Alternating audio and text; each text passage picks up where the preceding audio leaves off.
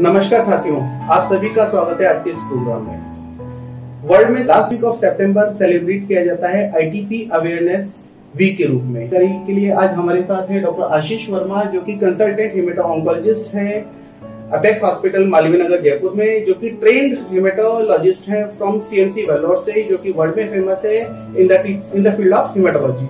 नमस्कार डॉक्टर आशीष सर, आपका स्वागत है आज इस प्रोग्राम में। तो चलिए अब हम शुरू करते हैं, आईटीपी के बारे में अधिक जानकारी लेते हैं डॉक्टर आशीष वर्मा से। तो डॉक्टर, सबसे पहले हम ये जानना चाहेंगे कि आईटीपी बेसिकली होता क्या है। श्री नरेंद्र जी, अगर हम आईटीपी को एलोबरेट करें जो आईटीपी है, तो इसी में ही इसका डेफिनेशन है। आई मीन्स इडियोपैथिक, या इसको इम्यून सिस्टम भी बोलते हैं। जब हमारा इम्यून सिस्टम हमारे खुद के जो प्लेटलेट्स होते हैं उसके अगेंस्ट काम करता है, जिसकी वजह से प्लेटलेट की कमी हो जाती है, जिसको थ्रोम्बोसाइटोपिनिया भी बोला जाता है, and it will manifest in the form of skin rashes, जिसको परपुरा भी बोला जाता है। तो immune system that will act against its own platelet and it will manifest in the form of skin rashes, that is known as ITP.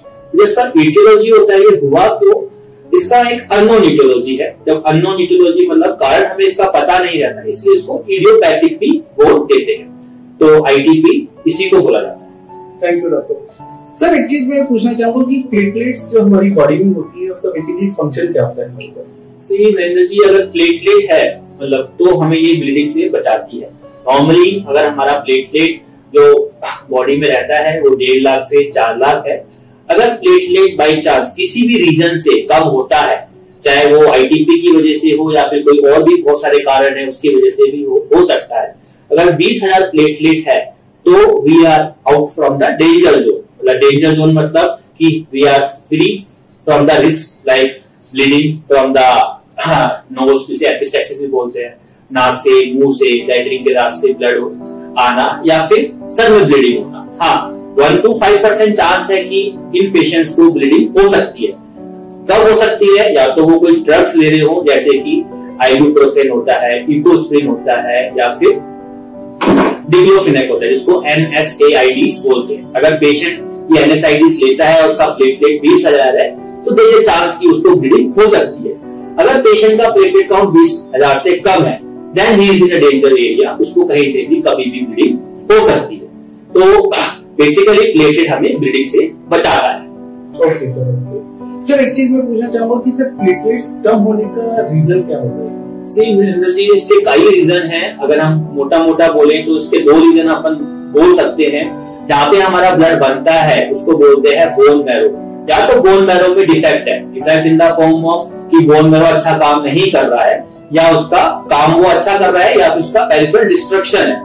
तो अगर हम bone marrow का बात करें, जैसे कि प्लास्टिक एनीमिया जिसमें हमारा बोन मैरो कम काम करता है, उसमें भी प्लेटलेट कम हो सकती है।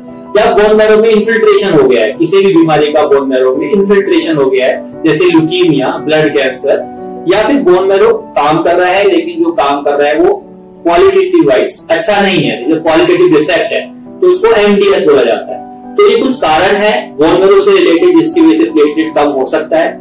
अब बोन मैरो में अच्छा बन रहा है लेकिन वो पेरिफेरल ब्लड में जैसे ही आ रहा है कम हो जा रहा है, तो उसके भी कई कारण है। उसमें से एक कारण है लीवर सिरोसिस। अगर पेशेंट को हेपेटाइटिस इंफेक्शन है या पेशेंट अल्कोहलिक है तो उसका लीवर सिरोसिस हो सकता है, जिसकी वजह से उसका टोटल हाइपरटेंशन हो सकता है। उसकी वजह से उसका स्प्लीन, जिसको हम तिल्ली बोलते हैं, वो बढ़ सकती है, and then it will also lead to thrombocytopenia. उसकी वजह से उसका प्लेटलेट कम हो सकता है।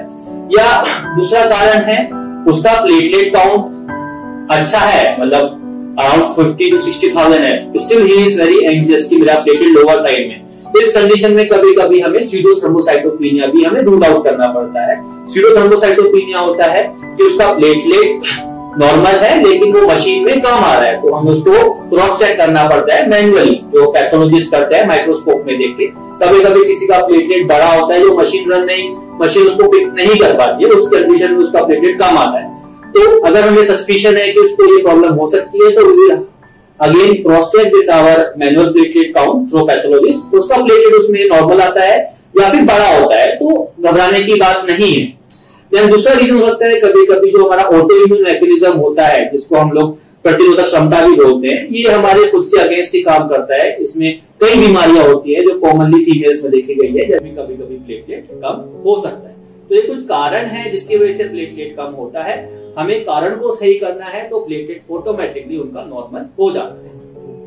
और also ट्रीटमेंट ऑप्शंस क्या क्या अवेलेबल है आपको? सी, अगर हमने देखा there are so many secondary cause of thrombocytopenia, like aplastic anaemia, like leukaemia, like MDS, तो हमें उनको ट्रीट करना है, ना कि प्लेटलेट को। अगर हम बात करें आईटीपी की, जिसका हमने आज डिस्कशन किया है, तो हाँ, आईटीपी का ट्रीटमेंट बहुत ज्यादा हमारे पास फैसिलिटी अवेलेबल है। जैसे कि हम स्टेरॉइड दे सकते हैं, अगर बहुत इमरजेंसी है, पेशेंट को आईसी ब्लीड है, लाइफ थ्रेटनिंग कॉम्प्लिकेशन है, हमें लग रहा है कि आईसी ब्लीड हो सकती है, प्लेटलेट काउंट लेस देन 10,000 है, then we can give IVIG also. ये कुछ इमरजेंसी मेजर्स हैं जो उसका platelet within 24 to 48 hours बढ़ा देते हैं। काफी कॉमन है नरेंद्र जी ये चीज आजकल, जिसको हम लोग क्रोनिक आईटीपी या परसिस्टेंट आईटीपी बोला जाता है। तो इसमें हमारे पास मल्टीपल ऑप्शंस है, इसमें घबराना नहीं है। जैसे हमने बताया कि अगर IVIG और स्टेरॉइड देने के बाद बीमारी वापस आती है या कुछ टाइम के बाद वो रिलैप्स होती है, तो we have multiple option like rituximab जो वीकली इंजेक्शन लगाते हैं, लाइक रोमिप्रोस्टिन या लाइक अल्ट्रामोपैक, देन इम्यूनोसप्रेशन में हमारे पास MMF, cyclosporine, dapsone, danazol. So they are multiple options. So depending upon the financial status हम उसको ऑप्शन बताते हैं and then we start the treatment. Maximum condition में उसका प्लेटलेट वापस नॉर्मल हो जाता है, लेकिन हाँ 10 to 20% चांसेस है कि उसका प्लेटलेट लो रहे। तो लास्ट ऑप्शन जो हम बताते हैं वो बताते हैं स्प्लीनेक्टोमी।